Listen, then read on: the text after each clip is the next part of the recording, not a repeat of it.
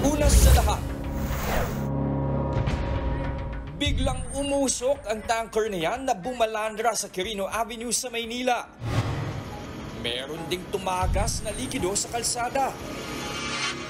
Agad isinara ang daan para walang maperwisyo ng nakalalasong kemikal. Ang buong detalye, abangan maya-maya lang. Magandang hapon, Pilipinas. Narito na ang malalaking balita sa Frontline. Batang babae sa Atimonan, Quezon, hinalay, pinatay at isinilid sa sako. Isa namang sanggol sa Occidental Mindoro, basta na lang inabandona. Makati Park and Garden ipinasara ng pamahalaang lokal ng Taguig dahil sa kawalan umano ng permit. Mga empleyado ng Makati LGU 3 araw nang nagmamatigas sa loob ng parke. Pangulong Bongbong Marcos balik Australia para sa ASEAN-Australia Special Summit. Mga tilapia sa Lake Cebu sa South Cotabato nangamatay. Mga may-ari ng palaisdaan nanlumo sa pagkalugi. LeBron James, kauna-unahang player sa kasaysayan ng NBA na naka 40,000 points. At Liza Soberano sa Japan naman rumampa matapos mapiling presenter sa Anime Awards.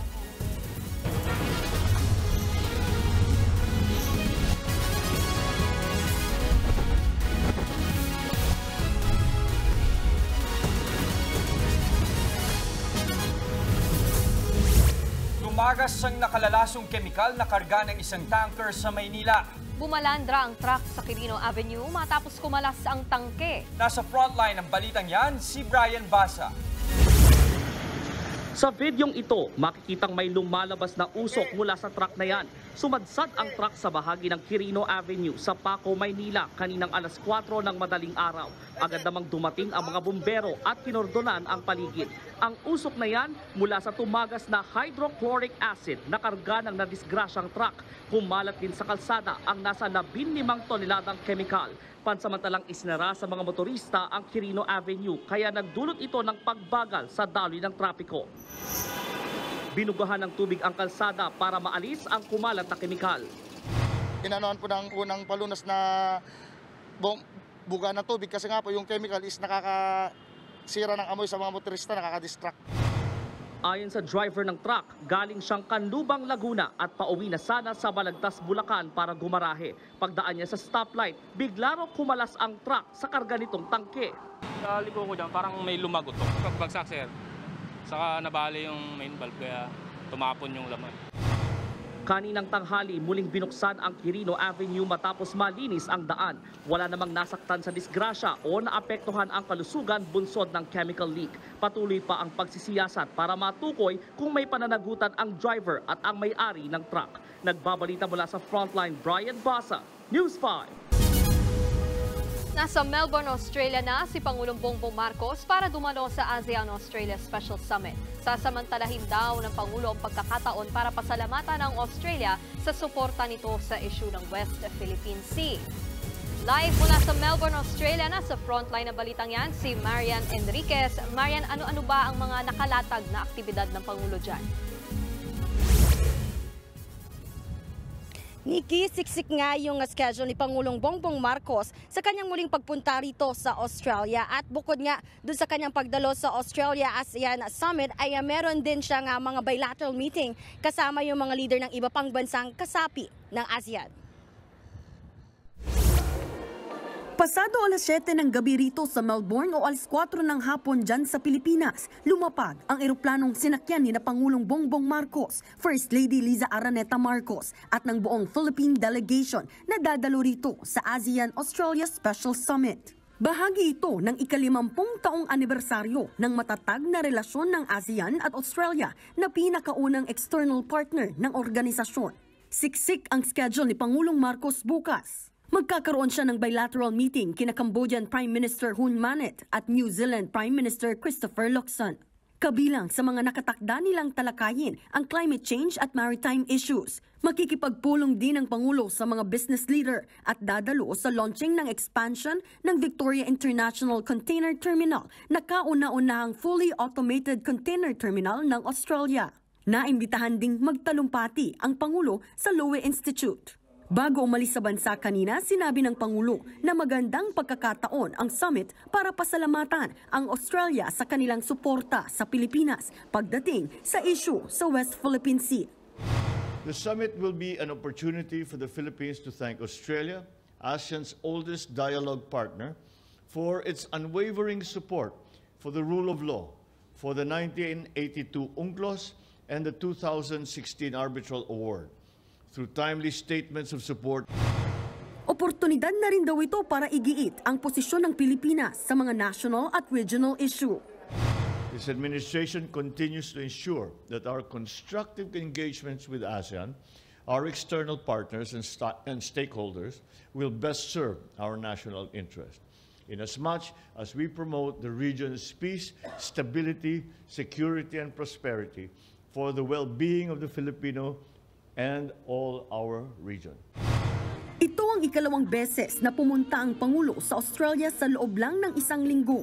Nitong nakaraang Miyerkules lang nang pumunta rito si PBBM para sa isang state visit kung saan nagsalita rin siya sa harap ng Australian Parliament.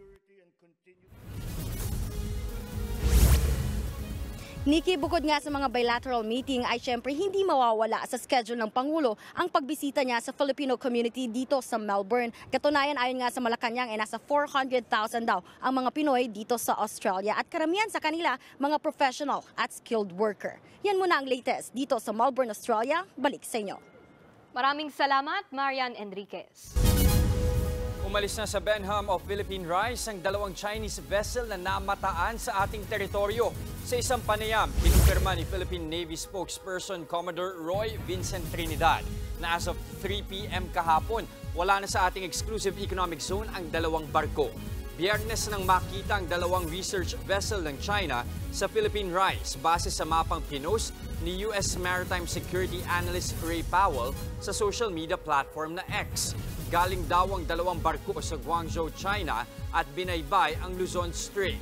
Ayon sa Philippine Navy, posibleng magtangka ulit na pumasok sa ating teritoryo ang mga Chinese vessel. Kaya magsasagawa raw sila ng air surveillance sa Philippine Rice na nasa silangang bahagi ng Northern Luzon o mayaman sa langis at iba pang marine resources. Natagpuan naman sa baybayin ng Sanchez Mira sa Cagayan ang mga pinaniniwalaang parte ng eroplano ng China. May nakitang mga Chinese letter sa isa sa mga debris. Hawak na ng Philippine Marines ang mga bahagi ng eroplano. I-inspeksyonin din ito ng Philippine Space Agency. Paalala ng lokal na pamahalaan sa publiko, huwag hahawakan ang mga parte ng eroplano. Posible raw kasing may taglay itong radiation. Nangamatay ang nasa 1,000 kilo ng tilapia sa ilang palaisdaan sa Lake Cebu sa South Cotabato. Ang itinuturong sanhi ang pabago-bagong panahon. Nasa frontline ng balitang yan si Rainiel Pawi. Kasakit gid sa dugan, oy. Namitayabaw. Laking panghihinayang ng may-ari ng palaisdaang ito nang tumambad sa kanya ang mga patay na tilapia sa Lake Cebu, South Cotabato. 4 sa kanilang fish cages ang apektado ng fish kill. Katumbas ito ng 1,000 kilong patay na tilapia. Aanihin na sana ang mga tilapia noong 1 linggo. Dahil sa fish kill, 100,000 piso ang nalugi sa kanila. Ang itinuturong dahilan, ang pabago-bagong panahon.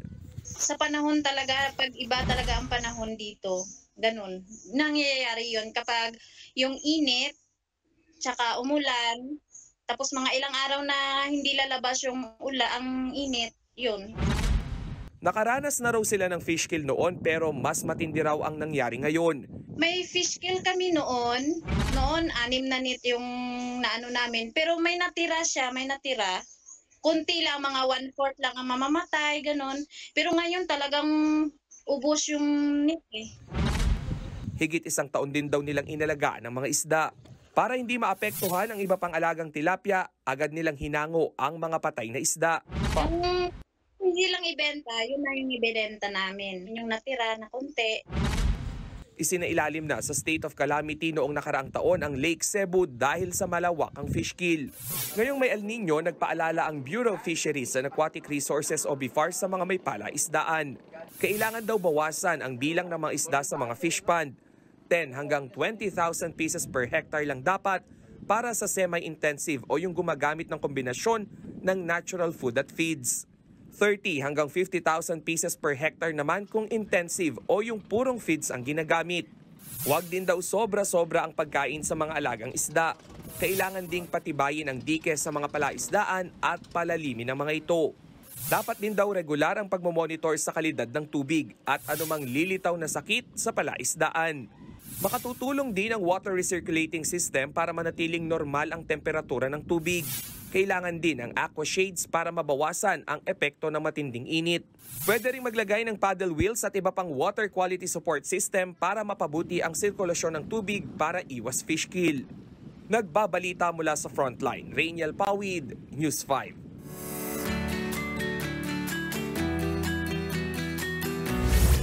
Dinagsa ang pagtatapos ng Panagbanga Festival sa Baguio City ngayong araw. Dinayo ng mga turista ang food stalls na tinawag na Session Road in Bloom. Iba't ibang pagkain ang maaaring mabili sa abot-kayang halaga. Marami ring mapagpipili ang mga damit at souvenir. Maliban dito, samut-saring performances ang hatid ng Baguio Flower Festival Foundation Incorporated sa kanilang closing awards night. Idaraos mamaya ang Celestial Blooms o engranding fireworks display sa pagtatapos ng 2024 Panagbanga Festival. Susunod, sanggol inabandona sa isang bunkhouse sa Occidental Mindoro. Bangkay ng batang babae isinilid sa sako. Ang biktima hinihinalang hinalay bago pinatay. Mga surot, daga at ipis, paano ba mapapalaya sa inyong mga bahay at negosyo? Lahat ng yan sa pagbabalik ng Frontline Pilipinas Weekend.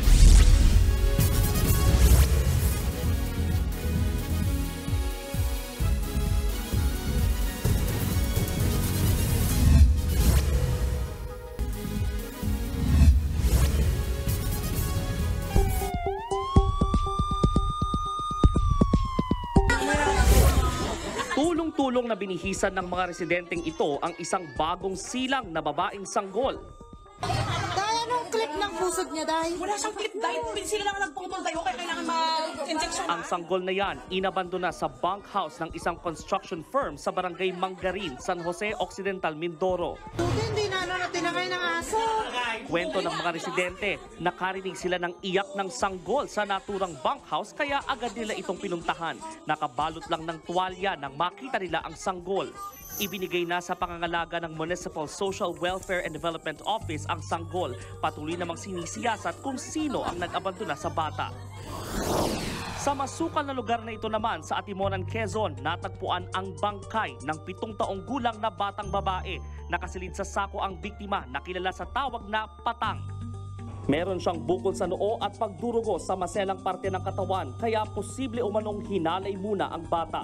Sa tulong ng mga testigo at kuha ng CCTV, naaresto ang suspect na si alias Peter. Nasa kustodiya na ng Atimonan PNP ang suspect. Hindi na nakapalag ang lalaking ito nang arestuhin ng mga tauhan ng QCPD Anti-Cybercrime Team sa Escoda Street sa Maynila. Ang lalaking yan inireklamo dahil sa identity theft. Ginagamit umano ng suspect ang pagkakakilanlan ng complainant sa panloloko online. Nahaharap ang suspect na si JR Mama sa reklamong paglabag sa Cybercrime Prevention Act. Nagbabalita mula sa Frontline, Brian Basa, News 5. Tulad sa NAIA, problema nyo rin ba ang mga daga, ipis at iba't ibang peste sa inyong bahay o negosyo? May simpleng solusyon dyan. Alamin natin sa report ni Rainiel Pawid. Nitong mga nakalipas na araw, trending ang mga surot, daga at pati ipis na naispatan sa Ninoy Aquino International Airport. Maraming nandiri at nahiya sa kalagayan ng ating paliparan. Pero bukod sa NAIA, ang mga pesteng yan, problema rin ng mga kapatid natin sa kanilang bahay at negosyo. Si Nanay Estrella, sinisigurong daga at ipis free ang kanyang bahay. Sa baba kasi nito, meron silang negosyong kainan. Kasi pagkain po ito kailangan malinis. Kasi mahirap pong maano naman ang mga customer, magkasakit sila. Kaya naman si Nanay Estrella humingi ng saklolo sa isang pest control service provider. Pinasprayan niya ng gamot at ilang food-grade disinfectant ang kanilang bahay at negosyo. Sabi ng Pest Control Supervisor na si Frying Villafuerte, may dahilan kung bakit naglalabasan ng mga daga, ipis at iba pang peste. Nagkukulang na po sila sa food and water source, then yung loss of habitat nila. So para tao lang din po yan, kailangan din po nila ng food, water, and shelter. Marapat umanong magpa-pest control service 4 na beses sa isang taon. Naglalaro ang presyo nito sa 2,000 pesos pataas depende sa laki ng lugar at dami ng pupuksaing peste. Sa kusina at banyo raw ang pangunahing kuta ng mga peste. Paborito rin umanong lugar ng mga dagang tulad nito ang sulok ng mga bahay na maraming nakatambak na gamit. Madilim at malamig daw kasi ang mga ganitong lugar at walang istorbo sa mga daga, nangat-ngatin ang mga gusto nilang sirain. Ingatan din daw dapat ang mga kable ng kuryente. Once hindi po nila ginawa yon, sila po yung mamamatay. Kaya po ang ginagawa nila is sinisira, hinahasa nila yung ipin nila para hindi humaba ng todo. Ipinakita nga ng Pest Control Service ang video ng kanilang operasyon sa ilang supermarket sa Metro Manila na pineperwisyo ng malalaking daga. Libre mukbang ang mga daga sa mga paninda at walang awat sa pagngat-ngat ng malalaking kahon ng pagkain. Kung problema naman ang budget sa Professional Pest Control Service, meron silang iwas peste tips na madali lang gawin. Yung pepper para po sa daga, which is ayaw nila yung amoy ng pepper. Pwede natin lagyan ng tubig yung pepper or scattered natin, which is hindi nila, i-ignore nila yun. Hindi nila lapitan yun kasi ano sila sa amoy. Then, yung regarding naman sa mosquito, pwede tayong maglagay ng mint. Bukod sa pagsisira ng mga gamit, may masamang dulot din sa kalusugan ang mga peste gaya ng daga. Ayon sa Center for Disease and Control Prevention, carrier din ang mga ito ng iba't ibang virus na nagdudulot ng sakit gaya ng leptospirosis. At ang pinakamabisang panlaban sa mga peste ang pagiging malinis sa ating paligid. Nagbabalita mula sa Frontline, Rainiel Pawid, News 5. Ipinasara ng Taguig ang Makati Park and Garden ngayong araw dahil sa kawalan umano ng business permit. May mga empleyado naman ng Makati na 3 araw nang nagmamatigas sa loob ng parke. Nasa frontline ng balitang yan, si Bea de Guzman. Nakapaskil ngayon ang tarpaulin na ito sa main gate ng Makati Park and Garden. Nakasaad dito na ang pampublikong pasilidad na ito na nasa ilalim ng jurisdiksyon ng lungsod ng Taguig ay pansamantalang isinasara dahil sa kawalan ng angkop na permits. Isinara rin ang iba pang gate ng park. Ginawa ito ng Taguig LGU kaninang umaga nang mapansin ang pagtitipon-tipon ng ilang kawani ng Public Safety Department ng Makati City sa loob ng parke. Ayon sa mga tauhan ng Makati, magtatatlong araw na silang nasa loob ng naturang parke. Wala pa raw silang ligo at inaabutan na lang ng pagkain ng Makati LGU.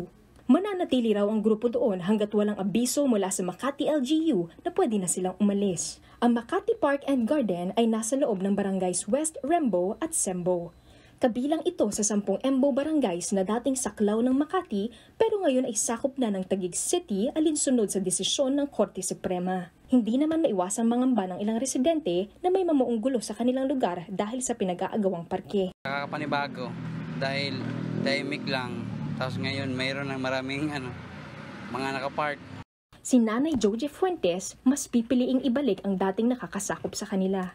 Kasi hindi naman daw po magampanan yung mga kung anong binibigay ng Makati, hindi naman po nagagampanan daw ng Taguig. Ayon sa Makati LGU, pinadlock ng Taguig ang park matapos itong maglabas ng closure order dahil sa kawalan umano ng business permit. Kaya natrap ang kanilang mga empleyado sa loob. Sakaling magkaroon daw ng dahas, kasalanan ito ng Taguig. Hindi rin daw makatao at makadiyos ang paggamit ng dahas para kamkamin ang hindi pag-aari. Labag daw ito sa batas. Sagot naman ng Taguig LGU, walang karapatan ang Makati na akusahan silang nangangamkam ng lupa dahil matagal na nila itong tinuldukan ng Korte Suprema. Imbis daw na ipagpatuloy ni Makati Mayor Abby Binay ang pananabotahe at pagpapakita ng puot, tanggapin na lang daw ang proseso para sa ikabubuti ng publiko. Sa ngayon, may mga nakabantay na tauhan ng Philippine National Police at iba pang otoridad mula sa nag-aagawang lungsod sa labas ng park. Nagbabalita mula sa Frontline. Bea de Guzman, News 5. Susunod, mga voice actor umaalma sa panukalang batas na ipagbawal ang pagdadub ng mga English na palabas. LeBron James lumikha ng kasaysayan sa kanyang 40,000 career points. At Liza Soberano, hinangaan sa pagiging presenter sa Anime Awards sa Japan. Huwag kayong bibitiw, magbabalik ang Frontline Pilipinas sa weekend.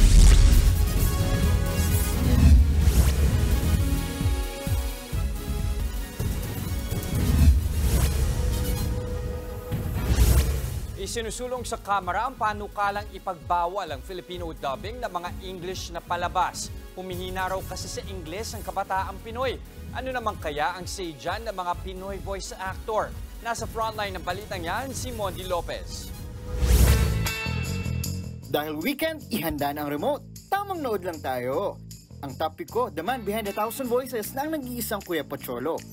Ilan sa mga sikat na mga anime na ginawa ko na, yung mga Cyber Kuro-chan, yung Ha! Magta ka sa akin, ako nga pala Cyber Kuro-chan. Tumpaki sa inyo! at si Bubo Chacha, yung magandang araw sa inyo. Ako nga pala si Chacha. Mahigit 100 pelikula at programa na may libo-libong episodes ang nadub niya na. Pero ang pinakapaboritong episode ni Kuya Pocholo, ang paglikha niya ng voice acting program para sa mga aspiring dubber. Nabigyan na ng pagkakataon yung mga dubbers, no?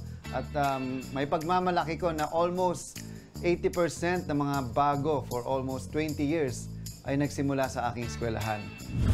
Search tayo ulit. Type Tagadub Fans o yung mahilig manood ng mga dinadub sa Tagalog na palabas. Ako po si Ralph Ernest Francia. Ako po ang head ng dubbing directors dito sa... Tama ba? Rewind nga. Ang resulta ng ating... As a 90s kid, lumaki ako dun sa mga animation. Nakita ko yung family members ko. Na-amaze ako na it's a different culture kumpara sa amin. Entirely different personalities. Pero na nagiging parte ka. Kasi na-impart yung naiintindihan mo sila. From avid viewer to dubber. It's like you're living a dream. Yung mga nakatrabaho ko, sila yung mga boses na narinig ko nung bata ako, when I was growing up. Fast forward tayo. Itong si Mac, isa ring dubber. Magaling na ako mag-English. That's right, Kuya. Ay, ano ba yan, Daddy? Ay, nako. Ano bang pinag-uusapan natin dito? Mukhang masaya ha. Studio tour na to. Mula sa talent hanggang sa gamit, all in na talaga. Hangarin ng sinumang dubber ng maiangat ang antas ng panoorin, mapapelikula man o telebisyon. Hindi lamang para mabigyan ng bagong boses ang mga karakter, kundi para kilalanin ang kanilang talento. Try ko rin nga ang dubbing. Oh, ganyan pa talaga na mayari? Tahimik! Marami pa akong dapat ipakita sa'yo! Pero teka, ang mga bida natin, napa-news ko po sa isang balita.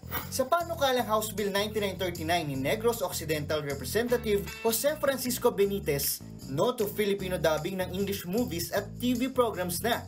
Lagyan na lang daw ng subtitles. Humihina raw kasi sa English ang mga bata sa kakapanood ng Tagalog dub movies. Ang kasanayan ng mga Pinoy sa Ingles, malaki raw sanang tulong sa paglago ng call center industry.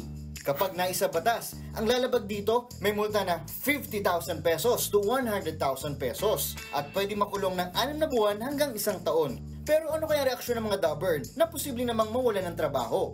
Laksan nga natin ang volume! Ito ay isang artistry or sining na hindi nyo pwedeng alisin. Tinanong naman natin ang ilang guro kung anong masasabi nila sa panukalang ito. Hindi po, dahil maraming contributing factors ang dahilan kung bakit mababa ang English proficiency level ng mga Filipino.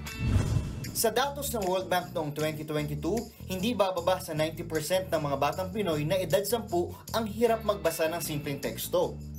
Pero kasalanan nga ba ito ng mga Pinoy dub na palabas? O isa itong problemang nangangailangan ng mas komprehensibong solusyon? Ganyan ba tagad at mangyari? Tahimik, marami pa akong Mondi Lopez, News 5. Marami pa akong gusto ipakita. Nabudol ka na ba online ng inakala mong the one at forever mo? Ngayong Women's Month, pinaiigting ng isang grupo ng kababaihan ang kampanya laban sa love scam. Nasa frontline ng balitang yan si Bea de Guzman. Sa panahon ngayon, lahat pwede na online. Online shopping, online gaming, at pati online dating.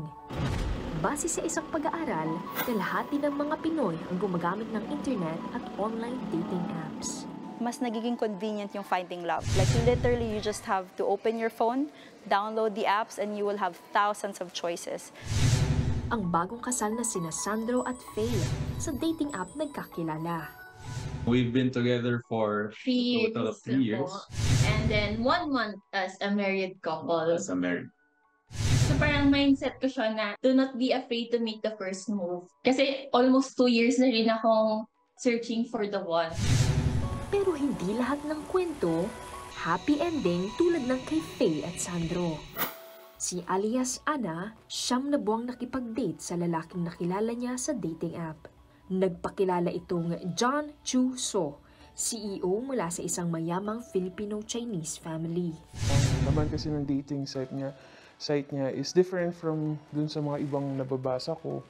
Yung sa kanya may substance. I think kahit sino naman, mapapa-oo, mai-engganyo na makipag-match sa kanya.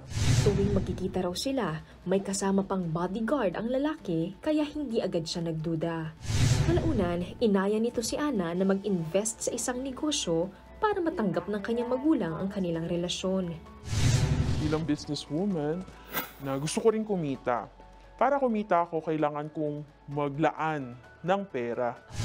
Kumagat si Ana at nagbigay ng kapital na aabot sa mahigit 500,000 pesos. Pero nasundan pa ang panghuhut-hut ng lalaki nang ibitahin niya si Ana na pumunta sa Paris para ipakilala sa magulang niya. Dito na kinutuban si Ana. Sa grupong Women Against Love Scam, nalaman ni Ana ang totoong pangalan ng lalaki, Jeremiah Jaime Villanueva Vergara.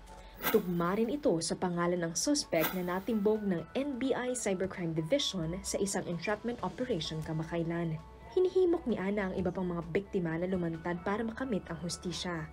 Pag may kinalaman sa kaperahan, it will fall under estafa. Ang minimum na parusa natin is for each count of crime is 6 years.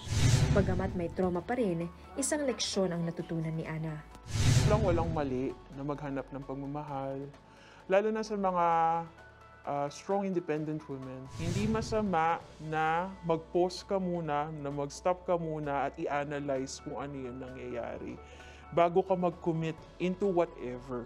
Sa mga nabiktima ng online love scam, maaaring tumawag sa 24/7 hotline na 1326. Mahalaga ang malikom ang mga datos para lubos na mapag-aralan at mapuksa ang mga panluloko.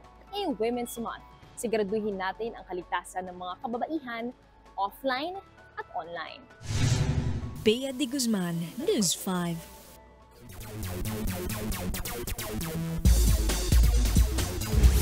May panibagong milestone ng NBA superstar na si LeBron James sa kasaysayan ng NBA.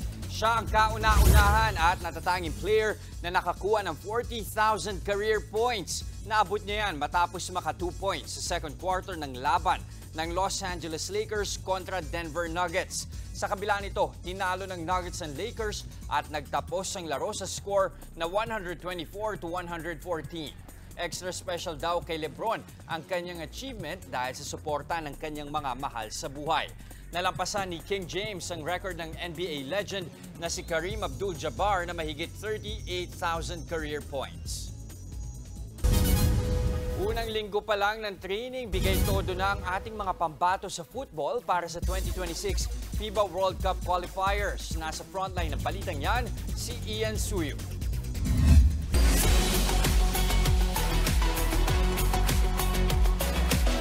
Laser sharp ang focus ng New Look Men's National Football Team para sa nalalapit na 2026 FIFA World Cup qualifiers ngayong buwan. 34 na miyembro ng national pool ang dumalo sa kanilang training sa Rizal Memorial Stadium sa Maynila. Kabilang dyan ang ilang veterano, mga newcomer at ilang piling manlalaro mula sa collegiate leagues. Sumabak ang Pinoy Booters sa iba't ibang drills at scrimmages. At kahit ilang araw pa lang silang nagtitraining, malaking potensyal na ang nakita sa mas batang team ng bagong head coach na si Tom St. Fit. I'm positive, impressed with the quality of players we have here, and we want to repeat these camps, so that the players get confidence, so that they get to know me. Sa ngayon, nasa third place ng Group F ang Pilipinas na may 1 draw at 1 loss record. Nangunguna sa grupo ang Iraq na may 2 panalo, habang ang Vietnam ay may 1 panalo at 1 talo. Sa darating na March 21, dadayo ang ating koponan upang harapin ang Iraq sa pagpapatuloy ng qualifiers. At may rematch dito sa Pilipinas pagdating ng March 25. Ito rin ang unang beses na maglalaro ang koponan pagkatapos nilang bitawan ang pangalang Azkals na sumikat noong 2010. Bagamat hindi na ginagamit ng koponan ang moniker na Azkals, hindi naman maitatanggi ang naging impact ng nickname na ito sa team. Pero ang mas importante ngayon ay kung paano sila muling makakagawa ng ingay pagdating sa international stage. Para kay national team forward Harvey Gayoso, kailangang gumana ang kanilang chemistry para lumabas ang galing ng buong team. The demand is just to be able to show yourself, you know, to prove that there are a lot of potential players here. Is what we want to do now is to carry the flag the best way we can. Makakasama rin sa qualifiers ang pamilyar na pangalan gaya ni na team captain Neil Etheridge at Filipino-German striker Garrett Holtman. Nagbabalita mula sa frontline, Ian Suyu, News 5. Susunod, ilang celebrities spotted sa The Eras Tour ni Taylor Swift sa Singapore. At sa viral yan, magkapatid sa Kidapawan City, hating kapatid din sa galing sa pagkanta. Tuloy-tuloy ang balitaan sa Frontline Pilipinas Weekend.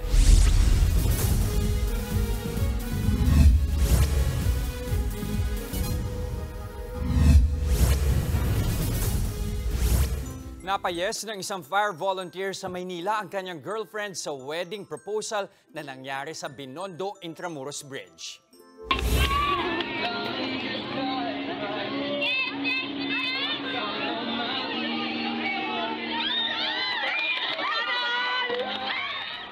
Isa-isa munang nagabot ng mga bulaklak ang mga fire volunteers sa bride-to-be na si Ritzel Joy Chan. Huling nagbigay ng bulaklak ang bomberong si Willie Ang. Natanggap naman ni Willie ang matamis na oo ni Ritzel. Matapos mag-yes, sabay-sabay na nag-ingay ang mga sirena ng mga fire truck. Sinundan niya ng pagbomba ng tubig. Congratulations!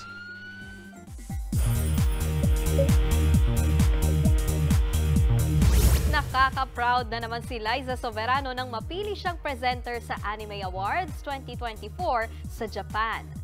Good evening, everyone. One of the things that truly excites me about anime is the incredible music. Music in anime plays a pivotal role, and these songs stand out as some of the best of the year. Here are the nominees for the Best Anime Song Experience. Presenter si Liza ng Best Anime Song sa 8th Annual Crunchyroll Anime Awards sa Tokyo kahapon. Stunning in orange dress ang aktres. Malapit daw sa puso ni Liza ang anime. Ibinahagi rin niya sa kanyang Instagram ang kanyang experience sa awards night. Nag-congratulate siya sa lahat ng nanalo. Excited din daw ang aktres sa kanyang pagbabalik sa Japan. Ilang Pinoy celebrities ang present sa Eras Tour ni Taylor Swift sa Singapore. Excited na ipinakita ni Dr. Vicky Bello ang kanyang outfit. Netizens daw ang pumili dito. Kasama niya ang anak niyang si Scarlett na nagsising along ng Taylor Swift song habang papunta sa concert venue. Nag-double date naman ang magkapatid na si Tony at Alex Gonzaga. Kasama nila ang mister nilang sina Direk Paul Soriano at Mikey Morada. Dream come true raw ito kay Alex, kaya thankful siya sa kanyang ate na naghanap ng ticket. Tatagal hanggang March 9 ang Singapore tour ni Tay-Tay.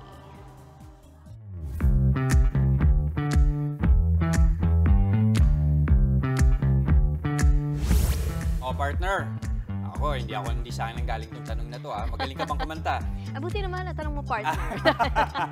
Menjola's Got Talent. Ayan. Champion naman po ito. Sample tayo mamaya. Pero yun nga, di ba mga Pinoy daw, magaling kumanta. Eto nga, nakakabilib daw tong viral Beat It Sisters ng Kidapawan City, Cotabato. Panoorin nga natin.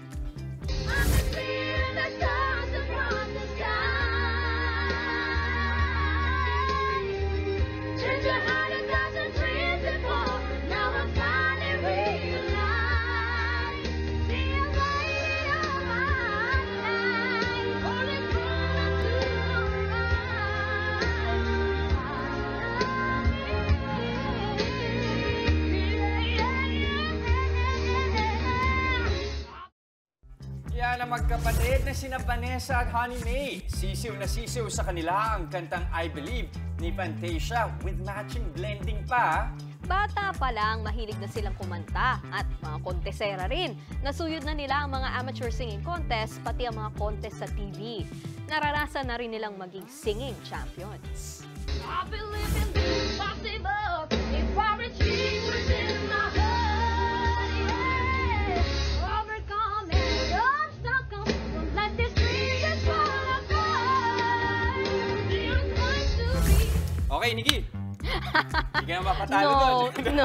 Iniwan ko ng buhay na yan, partner. Pagbabalita na lang muna tayo. Yan. At yan ang mga balita mula sa frontline ng Pilipinas ngayong weekend. Mga balita at impormasyong para sa may alam at may pakialam. Ako po si Nikki de Guzman. Kami ang inyong mga kasangga sa pagbabalita. Ako naman si Jess de Los Santos. Magandang gabi, Pilipinas.